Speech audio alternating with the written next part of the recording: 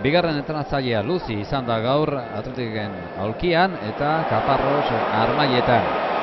Lehen gola 16. minutuan etorri da, jokaldi honen ondorioz. Kulebrasek penalti egin dio Tokerori eta Undiano Mailenko arbitroak txartel gorria atera dio Tenerife taldeko jokalariari. Beraz, Tenerife talde 10 jokalarirekin geratu da eta gainera Llorentek ez du hutsik egin. Llorentek jaurti du azkenean eta ondo asmatu du oraingoan.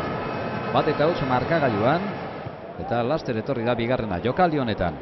Partiduko 22. minutua genuen, Iraizazek atera du, Llorentek buruz ikutu, Tokero azkar joan da eta Atletiken bigarren gola egin du era honetan. Tokero izan da partidu honetan onena zalantzarik gabe. Bigarren zatiko irudia ditugu eta Iraolak gol egin du jokaldi honetan, baina Undiano Mailenkok baliorik gabe utzi du gola. Iraola jokoz kanpo zegoelako.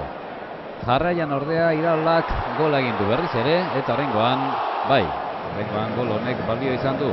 Gabilondok jaurti, Iraolak ondo harrapatu du baloia area barruan eta 3-0 markagailuan Atletiken alde, baina laster Tenerifek gola egin du. Alfaro izan da golegilea, 3-1 markagailuan eta jarraian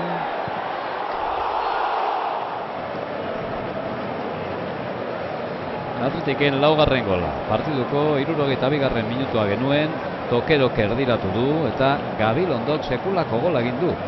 4-1 markagailuan, jokaldi bikaina benetan.